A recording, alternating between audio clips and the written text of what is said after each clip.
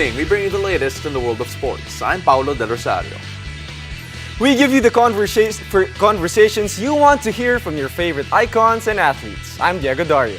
In tonight's game plan, we'll break down the Denver Nuggets win against the Miami Heat in Game 3. And we'll also hear from the Petro Gazz Angels as they prepare for the upcoming PVL Invitational Conference. Buckle up, sports fans. Let's get in the game.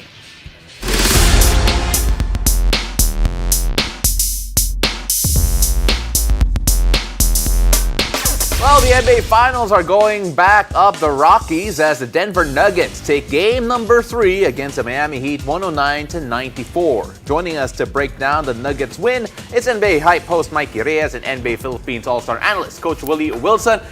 Ooh, Mikey. I like this duo. Yeah, there's a little dance going on there too. Even the fit too. Hey, the dance matches the shirt. Yeah. I admit that. It's a little party. It's a little party Not for happy, sure. talo kami. Pero just for, I remember watching that game in that first quarter thinking that, okay, Miami Heat off to a relatively good start. But then that second half happens. Jamal Murray, Nikola Jokic, Braun, how you should say his last name really showed out.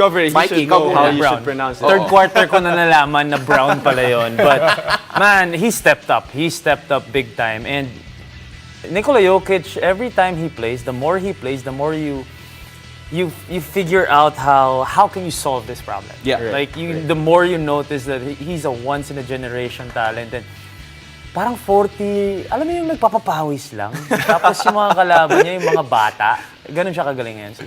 Coach Willie, I mean, as a coach, I want to pick your brain. What adjustments did you see from the Denver Nuggets? Of course, as Pao mentioned, close nung first half, but in the second half, Denver just really pulled away. Well, as you see, it's kind of, they asked that question to Spoelstra.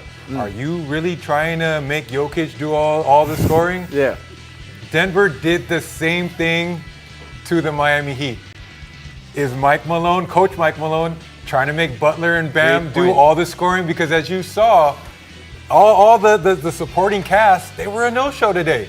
It was the Bam and Jimmy show, but they need more than that. And I think that right there was by design by Coach Malone to just make it the Bam and Jimmy show. We're seeing something spectacular in almost every win so far this final series. In game number 2, the Miami Heat shot the 3 balls incredibly well. This time, we saw the first ever triple-double by 2 players on the same team in the Denver Nuggets, Jamal Murray and Nikola Jokic. Right there. History makers, both of them. What do you make of their performance? And is that something that Denver could hope to replicate further down the series? I mean, they can hope to replicate that, but will it be replicated?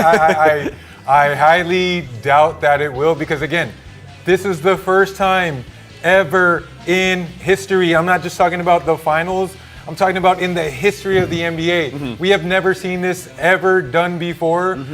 I highly doubt that we're ever going to see it again. Ni Scotty tsaka ni Justin Brown. Ibang liga. Well, Mike, so let's talk about the effort naman of this Denver Nuggets team. Personally, I think, technical-wise, offensively, they didn't do much different from what they've been doing. They just make the right reads. But 58-33 when it comes to rebounding, 60 points in the paint for the Denver Nuggets, 34 for the Miami Heat. They just pounded them inside. Yeah, from the get-go. They were missing from the outside, but they need to find a way to stop the inside basketball of Denver. And it's not just, even Aaron Gordon was making plays. The activity of these guys is, it's on another level right now. And we talk about Miami. I also want to bring up, Willie talked about how the role players didn't show out. The foul trouble on Gabe Vincent really changed the minutes that he was supposed to play. Suspect calls, especially the one yung talisod yung isang pantay niya, and then he was called for the foul. So, just a lot of the wrongs happening for Miami this game. Let's talk about Christian Braun again, who, according to Mikey, found out how to pronounce his last name in the third quarter. Lumabas pa yung graphic ng NBA, bro, bago. But I own some of those products. Yeah, I guess. Yeah, but Coach, when you take a look at what Christian Braun did, again, a rookie coming up, and he probably was not in the scouting report as extensively as the other guys for the Denver Nuggets. Just how much of a big boost is it that they all of a sudden have another weapon here in terms of Christian Braun coming off the bench? No, I like that you were very specific about the scouting report extensively. Yes, definitely not. But if you saw him back at Kansas, this is no surprise to you. This is a big-time player. And again, he has, in my opinion, supplanted Michael Porter Jr. As we saw the minutes dwindling for Michael Porter Jr. because he just kept on deciding, you know what, I'm just going to jack shots up from the three. But Brown able to fill in what they needed in Denver, slashing to the basket, finishing strong at the cup, and then making key defensive plays. Would you start Christian Brown over Michael Porter Jr.? Mikey, go. Shoot first ako eh. MPJ all day. MPJ. No, but Christian Brown being 22, bright future for him. I think he's going to be a problem when he gets better because Denver will have to make a decision if you want to keep him, pay him, or be able to, like an Austin Reeves, parang ngayon nangyayari kay Christian. I think we have an excuse to not say his last name correctly because he's still a rookie, but with how he's playing, we have no excuse right now. Coach Willie, actually, if you remember, in Game 2, Christian Brown was the one who had defensive lapses in the late game of that game, which allowed Duncan Robinson to have 10 straight points in the fourth. How important is it for a coach to still give the confidence, especially to a young guy like Brown, to play this well in Game 3? I mean, I could speak for myself, knowing that as a rookie in my PBA career, when I made a mistake, you made a mistake. I made lots of mistakes. Tim Cohn benched me, and I probably did not see the floor again. Had he put me back in, and again, this is the greatest coach of all time in the Philippines. I am not going to second guess any decisions he's made, but it would have definitely boosted my confidence. And then, of course, you don't repeat those mistakes. And as we saw today, he made up for all the lapses that he had last game. Well, Christian Brown is just one of the factors here for the Denver Nuggets. He was arguably the X factor in the second half, though. Mikey, take a look at what happened to the guys that weren't there for the Miami Heat, particularly scoring-wise. Again, Caleb being the only one with 10 points as the third scorer here for the Miami Heat. Also, their field goal percentage dropped from 48% to 37% in game number 3. How do the bench get back into this game, this series? Because if they split this series again, it's still anyone's ballgame. Oh, for sure. And I think with them, they just shouldn't stop being aggressive. It's easy when they were winning and then they were playing well. Now the question is, can you still keep up with that kind of mentality to shoot, to let it fly, especially knowing that this is already the finals? It's different. And first time, some of them first time now. So I think Strus, Gabe Vincent. I think Gabe Vincent, I just really believe that this is the foul trouble that got him off rhythm. Also, Kevin Love hit 1 3-pointer that I was like, okay, this may be the start, and then he misses 2 straight. But these guys, especially Kevin Love, they know what to do. They've been doing this for all their lives. Even though this is the finals already, at the end of the day, it's basketball. So as long as they keep up that mentality that I'm part of the rotation and I'm gonna have to jack up shots because that's my role, then they'll be fine. And Coach Willie, jumping to that point, their trend has been if these role players play well, Miami wins. I mean, but if they don't play well, they lose the ball game. So do they just expect and hope that these Duncan Robinson, Max Strus would hit the 3-pointers and put pressure on that defense? Well, definitely that would give them their best chance to win. Again, they shot almost 50% from 3 in Game 2 and still only won by 3 points. Right. I am still a firm believer in Denver having the best player on the court, but the best player in the NBA, and I'm going to go out on a limb and say that makes them the favorites. Right. And I don't think that Miami wins another game, in my opinion. And Mikey, lastly here for Denver naman, Miami tried to make Jokic a scorer, as Coach Willie mentioned, but Denver's answers was like, we'll just play 2-man game with Murray, Jokic the whole time and not make Jokic go 1-on-1. Just try to make it, stop it. How do you stop that 2-man game? Why are you asking me, bro? You're asking me of all people how to stop the 2-man game. But don't let him arrive. Don't let him arrive. Close the TV. You won't even defend it anymore. Don't let him arrive at the stadium. Honestly, with Jokic, even Spoelstra was talking about it during the interview. They're not trying to make Jokic a scorer. They're not trying to make him a passer. At the end of the day, they're just trying to stop the guy and contain the guy. He didn't have assists because his teammates weren't making shots. But today they were making shots, so the assists were there. So How do you stop? Maybe let's ask Coach Willie na lang. Coach Willie. No, like I said, man, I'm first of all on the way to the gym. I'm putting up barricades on the road. I'm jacking the traffic up. Oh, we got a fender bender here, over there. Bro, joke time. na siya, bro. That's the only. First time I covered a guy like him, and sometimes you don't even call it anymore. You just laugh. Yeah. What can you do? Yeah, what can you do? Again, those two guys were amazing. Again, historic triple-double for the both of them. Jamal Murray, Nikola Jokic, first ever triple-doubles for two teammates in a final series. And let's see whether or not that magic is still in them. Coach Willie, Mikey, really appreciate your time sharing about the NBA. And hopefully, we get to talk more soon. And you just made a prediction there, Denver in 5. So let's see whether or not that comes true. Thank you, guys. And after the break, we'll shift to volleyball as we hear from the newest Petro Gazz Angel in the PVL Invitational Conference. Stay tuned. You're watching The Game.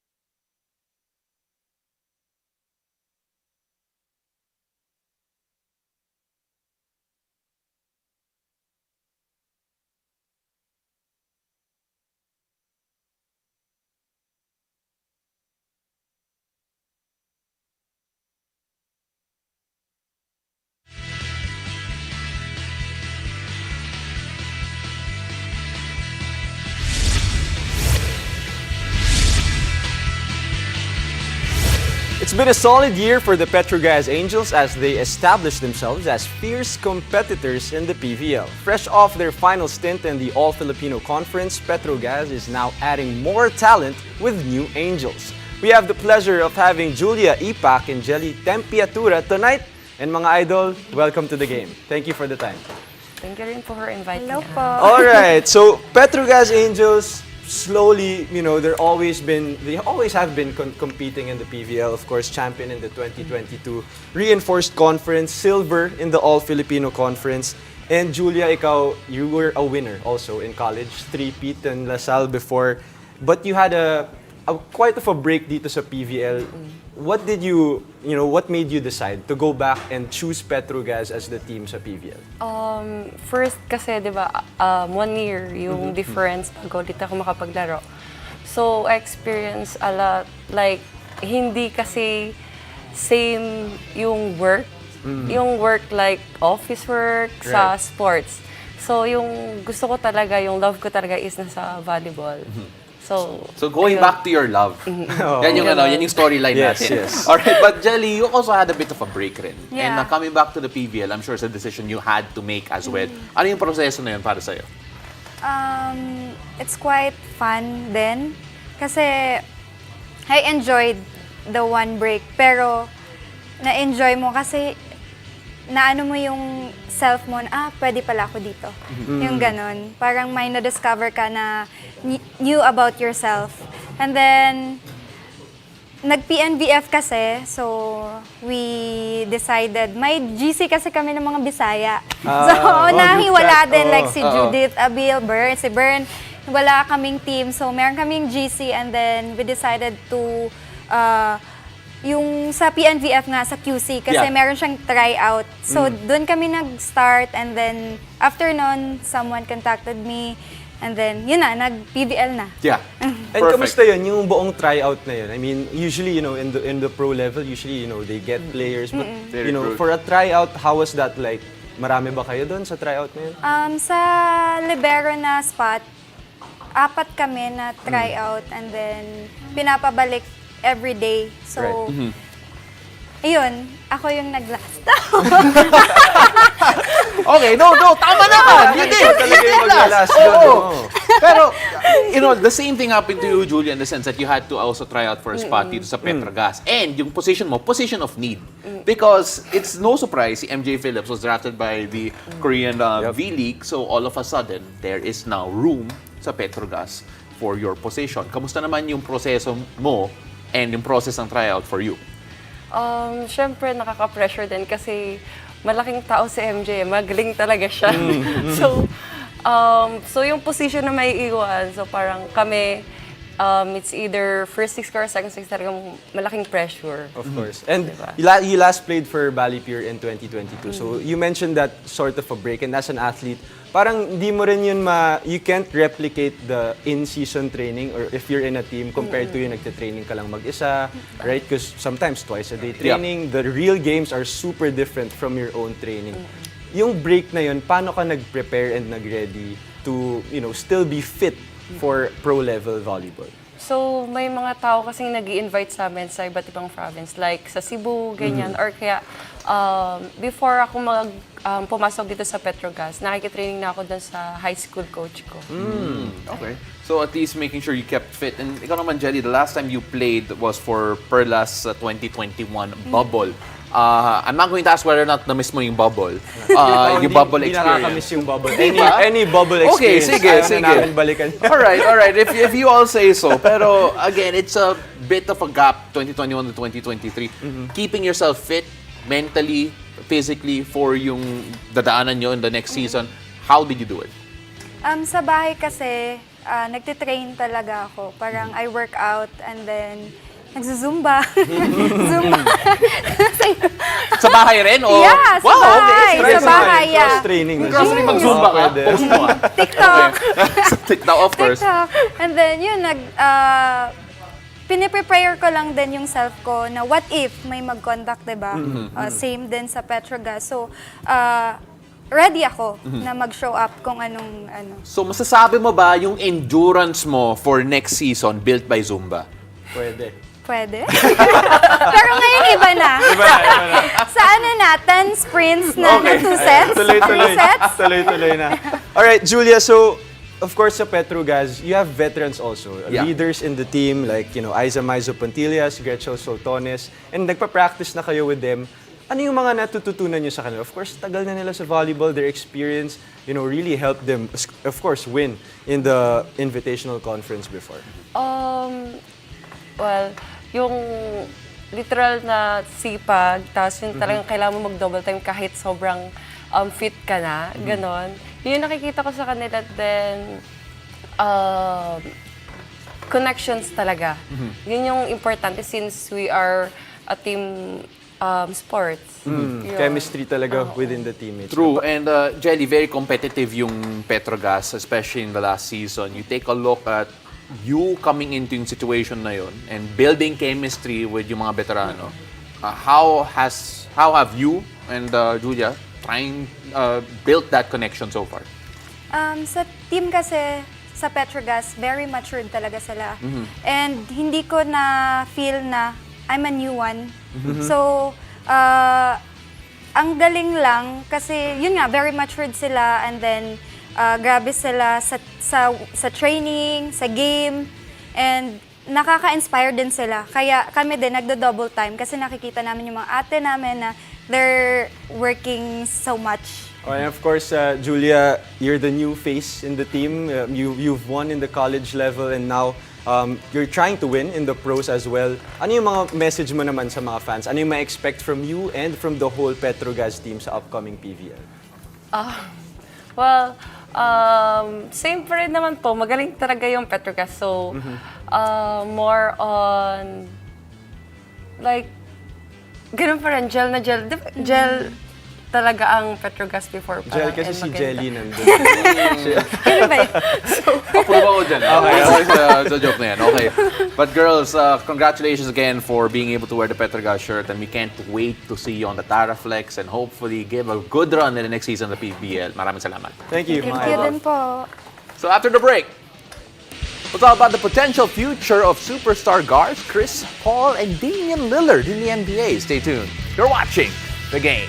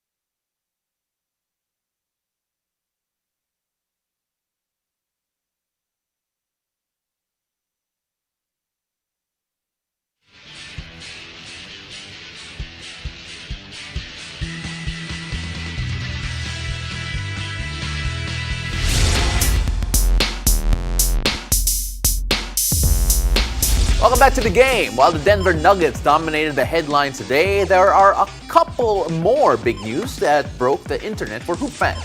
Still with us are NBA hype host Mikey Reyes and NBA Philippines All-Star analyst Coach Willie Wilson. Dito pa pala kayo, guys. Of course, we're gonna get rid of them. Masyadong malaki yung TF nila eh. We're gonna focus here on two guys in particular, Chris Paul and Damian Lillard, who made waves because we might see them in different jerseys very soon. Chris Paul for sure.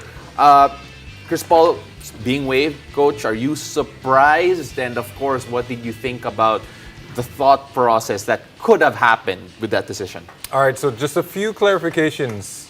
What we know right now is that they are intending to waive him. Yes. It has not happened yet. And di pa ba yes, official? and for what reason that is still to be determined. Are they waiving him to stretch his contract, sign him possibly to a shorter, a smaller amount? I'm hoping that they just totally move on from that because, again, he plays throughout the regular season, 60, 70 games. Yeah, that's great. But when you need him the most, Right. in the playoffs, he's a no-show. Yeah. It makes a lot of sense also because they have new management, new owners in the team, and they New probably beginnings. want Right. new players as Right. well. But Mikey, what does a Chris Paul do to any team? I mean, any team na naglalaro siya, he's always been a great factor for them. Although, alam ko baka hindi ka masyado fan since you're a shoot first, not Pasa ng parang- pasa eh. Hindi. I think he can be the Jason Kidd of the Dallas Mavericks during that time. Or the Gary Payton of the Miami Pwede. Heat, the Jason Williamson of the Miami Heat. If he can accept that role, that he could be that vet. I like that. And maybe, I you like know, have that a take. younger point guard start. I like and then, that take. just so he's So saved for ma-pride eh. the playoffs. Taas ang pride eh. Text mo nga. Sabi mo nga. Sabi mo. Pero if he moves on to that role, then maybe he can play for a Ito, Mike's yung next player na pag-uusapan Ayan, gusto natin. ko yan. Shoot first. Shoot first. Okay, Oh. no, Shoot only. lang Shoot kasi. only. Shoot Shoot only. only. Shoot only. Damian Wherever. Lillard. And shoot from far. Yes, wherever. Mike's, Damian Lillard, in an interview in a podcast, sinabi niya that he would like Joke lang naman ata to yun eh. end up in Miami or Brooklyn. CJ McCollum also said he would bet that that's the last that you've seen from Damian Lillard. In Portland. Ooh, in Portland. Eh, best friends yung dalawang yan, Oo Mike's. nga. Your reactions to all of this? Wow.